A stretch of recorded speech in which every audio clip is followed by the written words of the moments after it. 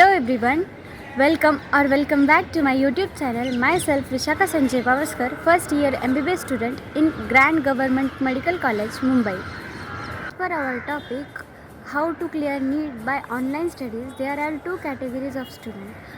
Firstly जो student offline रहकर सिर्फ कुछ टॉपिक के लिए ऑनलाइन का सहारा लेते हैं और जो स्टूडेंट सिर्फ और सिर्फ स्टार्टिंग से ही ऑनलाइन से ही पढ़ाई करना चाहते हैं, कैटेगरीज़ के स्टूडेंट के लिए मैं सेम ही प्लेटफॉर्म सजेस्ट करूँगी। बस फ़र्क इतना आता है कि आपको ऑनलाइन स्टडीज़ में टाइम कितना देना है। ऐसा ना हो कि आप पूरा दिन भर ही यूट्यूब पर और किसी ऑनलाइन प्लेटफॉर्म पर दिन भर लेक्चर्स ही देखते रहो। जब लॉकडाउन हुआ था तब बहुत सारे प्लेटफॉर्म, टीचर्स और बहुत सारे लोग ऑनलाइन पढ़ाना स्टार्ट कर दिए थे। Firstly I will suggest you platform to start your preparation. So हमने फ़िज़िक्स वाला के बारे में तो बहुत सुना है, अगर आप मेरी राय लें तो आपको भी उनको ही फॉलो करना चाहिए। और फ़िज़िक्स वाला में भी बहुत सारे टीचर्स हैं, तो ऐसा नहीं कि आपको सबको ही फॉलो करते हुए जाना है। मैं आपको इस वीडियो में आपको कुछ टीचर्स रिकमेंड करूँगी जिनको आप स्टार्टिंग से ही फॉलो करो एंड तक।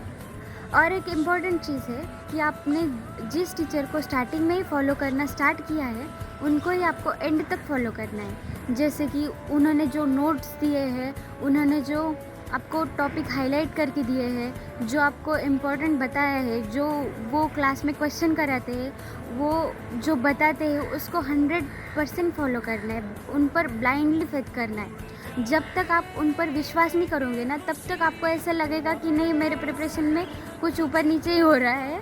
और ऐसा ना हो इसलिए आपको उन पर पूरा विश्वास कर। अगर मैं मेरी बात करूँ तो क्लास 11th में मैंने पूरा साल अलग सर के फिज़िक्स एंड केमिस्ट्री के वीडियोस देखे थे, और 12th में मैंने ऑफलाइन कोचिंग के साथ साथ ऑनलाइन भी पढ़ाई की थी।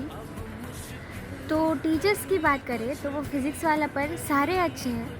अगर मैं अपने हिसाब से सजेस्ट करूँ तो बायो के लिए है Tarun sir and Manish Dubey sir, physics के लिए है Alakh sir and Manish Raj sir, and chemistry के लिए है, जैसा कि हम केमिस्ट्री में तो जानते ही कि 3 सब टॉपिक्स आते हैं, फिज़िकल, ऑर्गेनिक एंड इनऑर्गेनिक।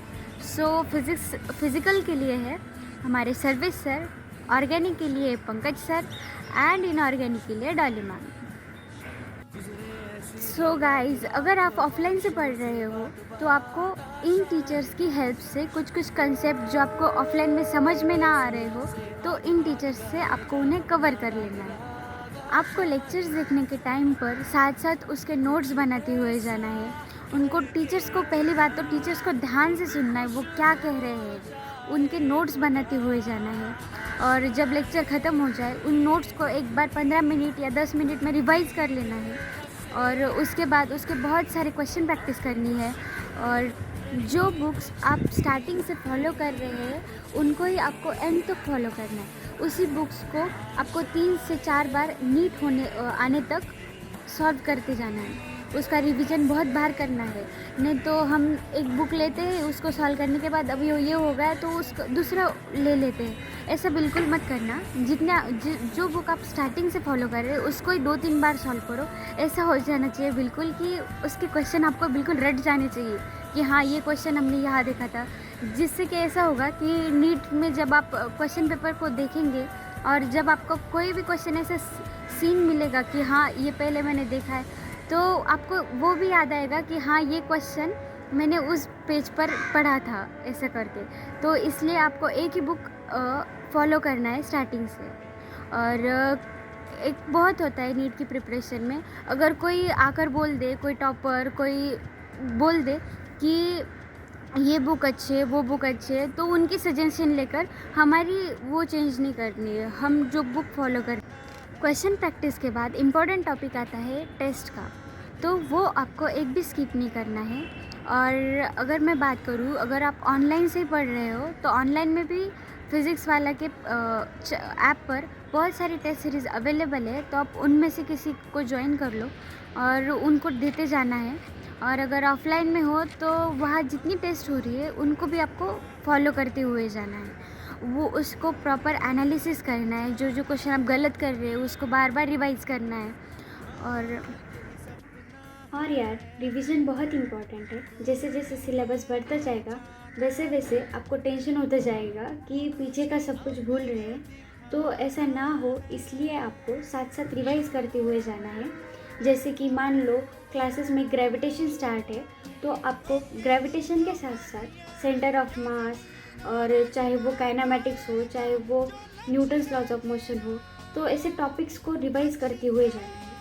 जिससे कि आपको एंड में सब कुछ एक साथ ही आपका हुआ लगेगा और टेंशन भी नहीं आएगा। फिर अगर आप सिर्फ़ और सिर्फ ऑनलाइन से पढ़ रहे हैं तो आपको लेक्चर्स के लिए ज़्यादा से ज़्यादा 5 से 6 घंटा देना है। उसके बाद सारा टाइम आपको सेल्फ स्टडीज़ में देना है। ऐसा नहीं होना चाहिए कि दिन भर आप लेक्चर्स ही देखते रहे। लेक्चर से हमें मैक्सिमम 50 to 60% नॉलेज गेन होता है। उसके बाद हम जितनी बार उसको रिवाइज करते जाते हैं, जितना उन पर क्वेश्चन प्रैक्टिस करते जाते हैं, जितना उस टॉपिक को समझ लेते हैं, उसकी डेप्थ समझ लेते हैं, वैसे वैसे वो टॉपिक 100% की तरफ बढ़ता है क्लियरेंस में। और जो लोग ऑफलाइन स्टडी कर रहे हैं वो उन्हें जो जो टॉपिक समझ में ना आए जो ऑफलाइन में पढ़ाए जा रहे हैं, तो आप ऑनलाइन में उन टॉपिक्स को कवर कर सकते हैं। और जैसा कि हम सब जानते हैं कि ऑनलाइन देखना मतलब मोबाइल के साथ, इंटरनेट के साथ जुड़ा रहना है, तो यार उसमें तो बहुत सारे डिस्ट्रैक्शन भी होते हैं।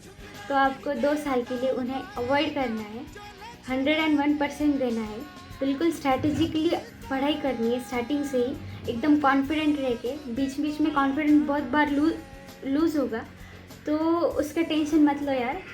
सिर्फ पढ़ाई पर ध्यान दो, जितना ज़्यादा पढ़ाई कर सको उतना करो और अपने अपने ड्रीम कॉलेज तक पहुँचो।